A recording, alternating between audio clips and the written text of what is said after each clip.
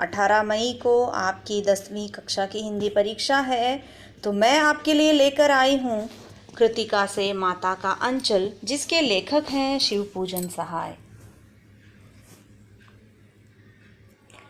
जहाँ लड़कों का संग तहाँ बाजे मृदंग। जहाँ लड़कों का संग होता है वहाँ, तहाँ मतलब वहाँ, बाजे मृदंग। मृदंग एक दक्षिण भारत के संगीत में उपयुक्त होने वाला एक वाद्य यंत्र है। जहाँ बुड्ढों का संग तहाँ खर्चे का तंग, अर्थात जहाँ बड़े लोग, बड़े बुजुर्ग एक साथ बैठे रहते हैं, वहाँ पर घर के खर्च की या इधर उधर की बातें होती हैं, लेकिन जहाँ छोटे बच्चे होते हैं वहाँ पे खुशी का माहौल होता है। हमारे पिता तड़के उठकर, तड़के यानी सुबह सवेरे ही उठकर, निबट नहाकर, अर्थात हर दिन की जो प्रातःकालीन जो प्रक्रिया होती है उसे पूरा करके पूजा करने बैठ जाते थे। हम बचपन से ही उनके अंग लग गए थे। यहाँ पे अंग लगने का मतलब है कि पिता के साथ बहुत ज़्यादा करीबी या बहुत ज़्यादा पिता के साथ लगाव होना, अंग लगना या आलिंगन करना। माता से केवल दूध पीने तक का नाता था, मतलब माता के पास हम कब जाते थे? सिर्फ दूध पीने के लिए ही जाते थे। बाकी सारा समय हम किसके साथ रहते थे? पिता के ही साथ रहते थे। इसीलिए पिता के साथ ही हम भी बाहर ही बैठक में ही सोया करते। वह अपने साथ ही हमें भी उठाते और साथ ही नहला धुलाकर पूजा पर बिठा लेते। सुबह सवेरे जब पिताजी उठ जाते थे तो वे हमें भी उठा देते और उनके साथ ही मैं भी नहला धुलाकर उनके साथ पूजा में बैठ जाता था। ऐसा कौन कह रहा है? ऐसा लेखक कह रहे हैं। हम भभूत का तिलक लगा देने के लिए उनको दिक करने लगते थे। आप भभूत जानते होंगे, शिव जी के मंदिर में जो सफ़ेद रंग का जो मिलता है, जिसको भभूत कहा जाता है, जो कि माथे पर लगाया जाता है। ऐसे 3 उंगलियों से लेकर ऐसा लगाया जाता है, जिसे भभूत कहा जाता है। तो बच्चा कहता है, मतलब लेखक कहते हैं कि हम भभूत लगाने के लिए, भभूत का तिलक लगाने के लिए पिताजी को दिक करने लगते। दिक करना यानी तंग करना, यह भी एक मुहावरा है। तो पिताजी क्या करते थे? कुछ हंसकर, कुछ झुंझलाकर और कुछ डांट कर, और हमारे चौड़े लिलार में, लिलार यानी माथे पर, त्रिपुंड कर देते थे, यानी 3 उंगलियों से ऐसे भभूत लगा दिया करते थे। हमारे लिलार में भभूत खूब खुलती थी, अर्थात जैसे ही बच्चे के, बालक के ललार पर भभूत लग जाता था तो वो बहुत सुंदर दिखाई पड़ता था। सिर में लंबी लंबी जटाएं थी। क्यों बहुत सुंदर दिखाई पड़ता था? क्योंकि वो जो बालक की जटाएं थी बहुत लंबी लंबी थी। उसके ऊपर भभूत लगाने से वह कैसे लगता था? बम भोला, बम भोला जैसे वो लगता था। पिताजी हमें बड़े प्यार से भोलानाथ कहकर पुकारा करते थे, पर असल में हमारा नाम था तारकेश्वर नाथ। तो जो बालक है उसका असली नाम क्या है? तारकेश्वर नाथ। लेकिन उनके पिताजी उनको क्या कहकर पुकारते थे? भोलानाथ कहकर पुकारते थे। हम भी उनको बाबूजी कहकर और पुकारते, और माता को क्या पुकारते थे? मैया। जब बाबूजी रामायण का पाठ करते तब हम उनके बगल में बैठे बैठे आईने में अपना मुंह निहारा करते थे। तो बाबूजी जब रामायण का पाठ करते थे तो हम उनके बगल में बैठकर क्या करते थे? मुंह किससे देखते थे? आईने में अपना मुंह निहारा करते थे। निहारा करना यानी देखा करना, सुंदरता को देखना। जब वह हमारी ओर देखते तब हम कुछ लज्जाकर और मुस्कुराकर आईना नीचे रख देते थे। वह भी मुस्कुरा पड़ते थे। पूजा पाठ कर चुकने के बाद वह राम राम लिखने लगते। अपनी एक रामनामा बही, बही यानी रजिस्टर, तो उन्होंने एक रजिस्टर बना के रखा था जिसमें उन्होंने राम नाम लिखा रखा था। जिसमें उन्होंने कितने राम नाम लिखे थे? 1000 राम नाम लिखकर वह उसे पाठ करने की पोथी के साथ बांध कर रख देते। तो वो रामनामा बही जो है, वो पाठ करने की जो पोथी है, पोथी यानी ग्रंथ जिसे कहा जाता है, उसके साथ उसको बांध कर रख देते थे।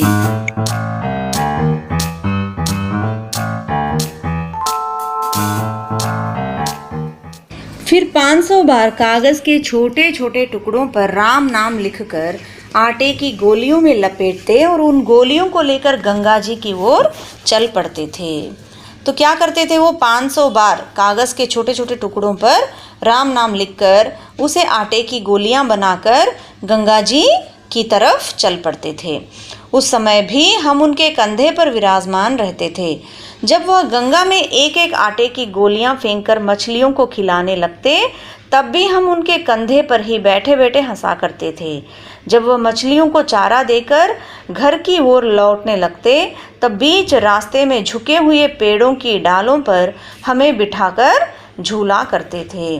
तो जब गंगा के किनारे जाकर मछलियों को वो एक एक गोलियां फेंक फेंक कर खिलाते और उसके बाद जब घर वापस लौटते तो वहाँ पर एक टहनी पर मुझे बिठाकर, यानी उस बच्चे को, बालक को बिठाकर झूला झुलाते थे। कभी कभी बाबूजी हमसे कुश्ती भी लड़ते, और कुश्ती कैसे लड़ते थे देखिए, वे अपने आप को शिथिल होकर हमारे बल को बढ़ावा देते, मतलब वो अपने आप को कमज़ोर बनाकर मुझे जिताने की कोशिश करते थे। और हम क्या करते थे, उनको पछाड़ देते थे, मतलब उनको खूब मार पीट देते थे। यह उतान यानी पेट के बल लेटना, पड़ जाते और हम उनकी छाती पर चढ़ जाते थे।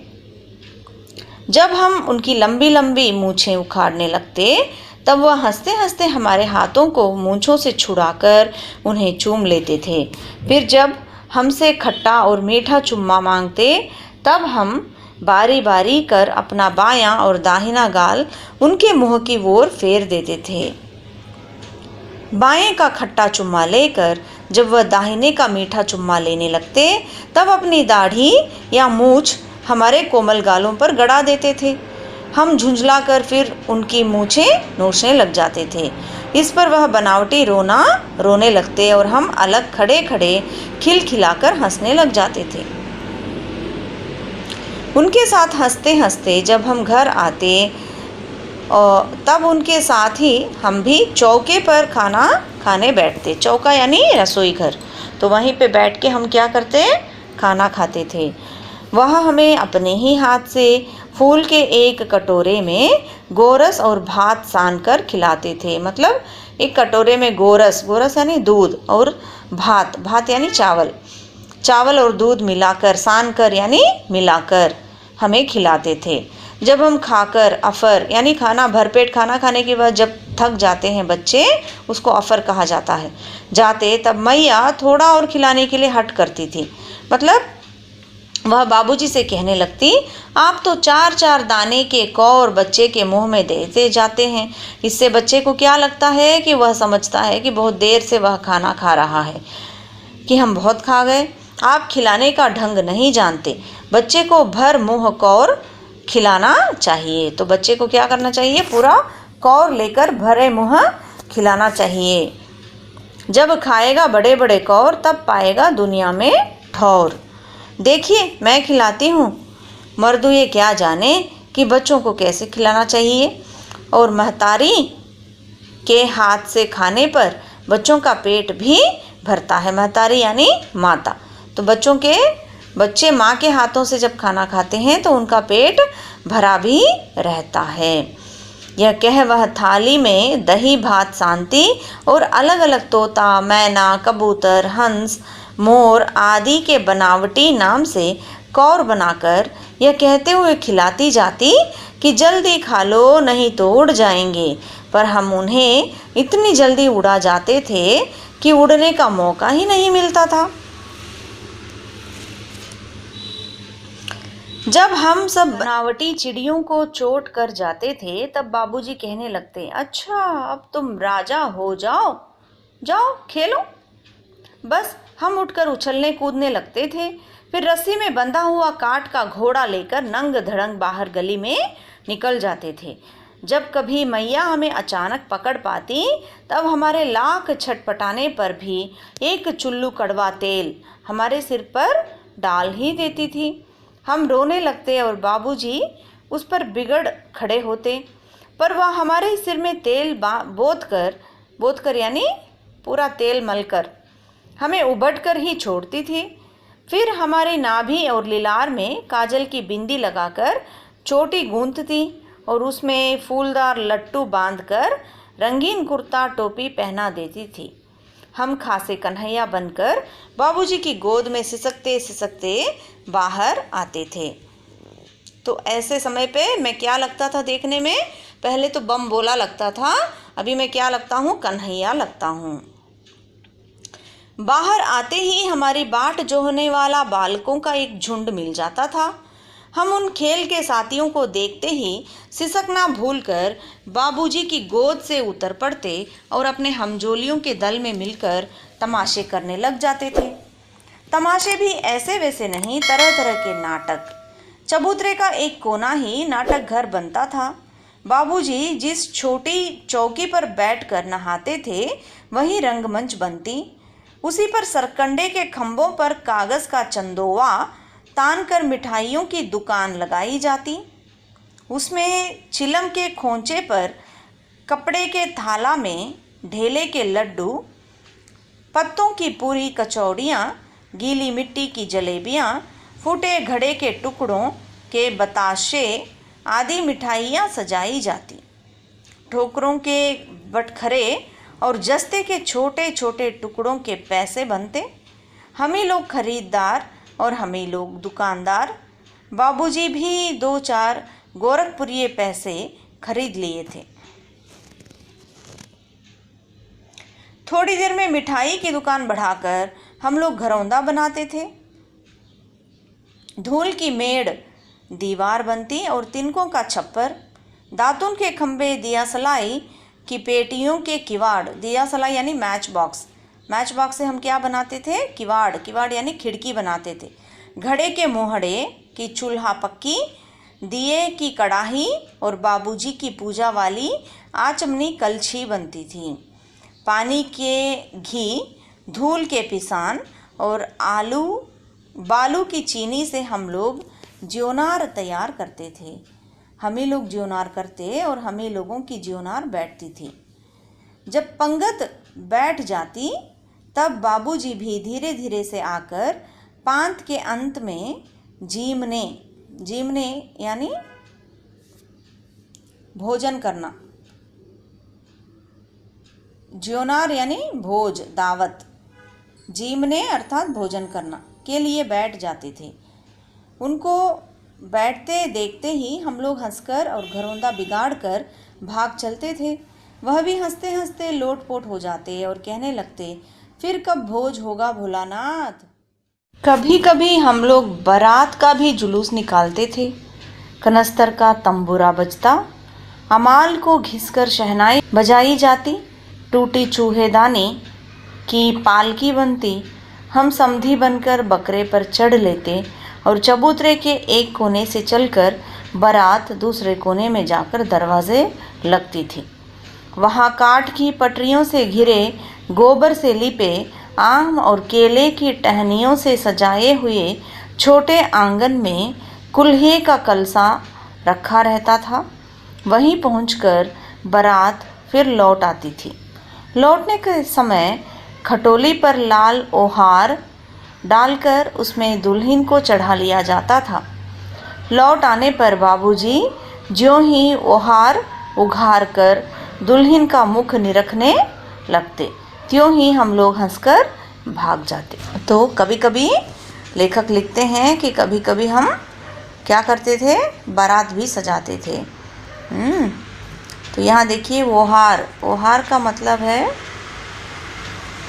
पर्दे के लिए डाला हुआ कपड़ा। आम का उगता हुआ पौधा, किसके लिए शब्द है ये? अमोले।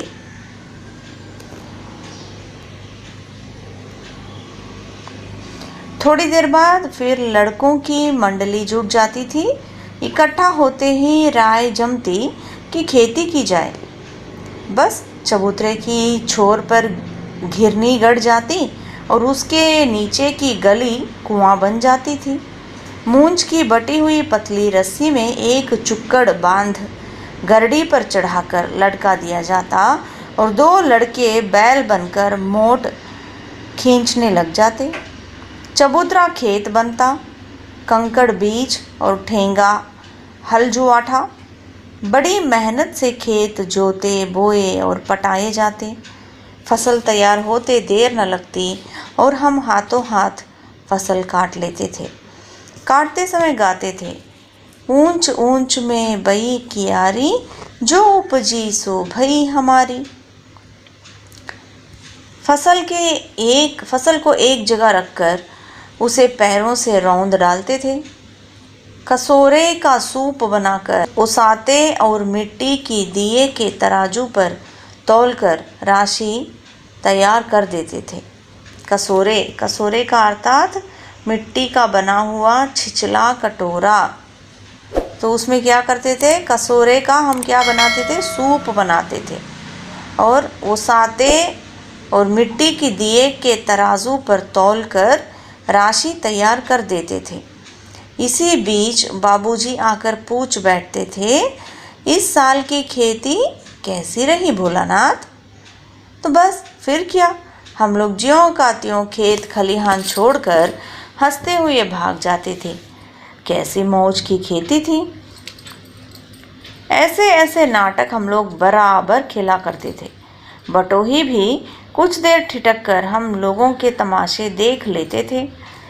जब कभी हम लोग ददरी के मेले में जाने वाले आदमियों का झुंड देख पाते, तब कूद कूद कर चिल्लाने लगते थे, चलो भैया ददरी सतु पिसाने की मोटरी। अगर किसी दूल्हे के आगे आगे जाती हुई ओहरदार पालकी देख पाते, तब खूब जोर से चिल्लाने लगते थे, रहरी में रहरी पुरान रहरी, डोला के कनिया हमार महरी। यहाँ पे रहरी का अर्थ है अरहर। अरहर यानी तुअर दाल जो बोला जाता है उसको, ठेठ गांव की भाषा है इसीलिए रहरी। इसी पर एक बार बूढ़े वर ने हम लोगों को बड़ी दूर तक खदेड़कर ढेलों से मारा था। उस खूसट खब्बीस की सूरत आज तक हमें याद है। न जाने किस ससुर ने वैसा जमाई ढूंढ निकाला था। वैसा घोड़ा मुहा आदमी हमने कभी नहीं देखा। आम की फसल में कभी कभी खूब आंधी आती है।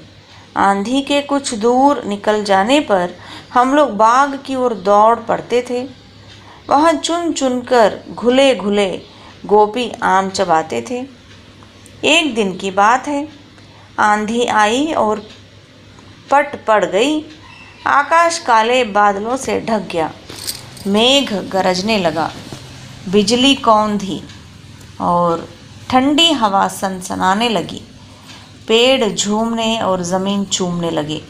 हम लोग चिल्ला उठे, एक पैसा की लाई बाजार में छितराई, बरखा उधरे बिलाई। लेकिन बरखा ना रुकी और भी मूसलाधार पानी होने लगा। हम लोग पेड़ों की जड़ से धड़ से सट गए, जैसे कुत्ते के कान में अठई चिपक जाती है। मगर बरखा जमी नहीं, थम गई। बरखा बंद होते ही बाग में बहुत से बिच्छू नजर आए। हम लोग डरकर भाग चले। हम लोगों में बैजू बड़ा ढीठ था।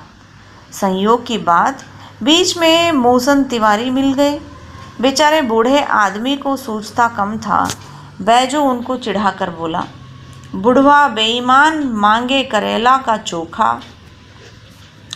हम लोगों ने भी बैजू के सुर में सुर मिलाकर यही चिल्लाना शुरू किया। मोहसन तिवारी ने बेतहाशा खदेड़ा। हम लोग तो बस अपने अपने घर की ओर आंधी हो चले। हाँ, आंधी हो चलना यानी भाग चलना मुहावरा है। जब हम लोग न मिल सके, तब तिवारी जी सीधे पाठशाला में चले गए। वहाँ से हमको और बैजू को पकड़ लाने के लिए 4 लड़के गिरफ्तारी वारंट लेकर छूटे। इधर ज्यों ही हम लोग घर पहुँचे, त्यों ही गुरुजी के सिपाही हम लोगों पर टूट पड़े। बैजू तो 9-2-11 हो गया। हम पकड़े गए। 9-2-11 होना ये भी मुहावरा है। इसका मतलब है भाग जाना, अर्थात बैजू भाग गया था लेकिन मैं पकड़ में आ गया था। फिर तो गुरुजी ने हमारी खूब खबर ली। बाबूजी ने यह हाल सुना। वह दौड़े हुए पाठशाला में आए। गोद में उठाकर हमें पुचकारने और फुसलाने लगे। पुचकारना यानी प्यार करना। पर हम दुलारने से चुप होने वाले लड़के नहीं थे। रोते रोते उनका कंधा आंसुओं से तर कर दिया। वह गुरुजी की चिरौरी करके हमें घर ले चले। चिरौरी यानी गुरुजी से मन्नतें मांगते हुए गुरुजी को मनाकर वे हमें घर ले आए। रास्ते में फिर हमने हमारे साथी लड़कों का झुंड मिला।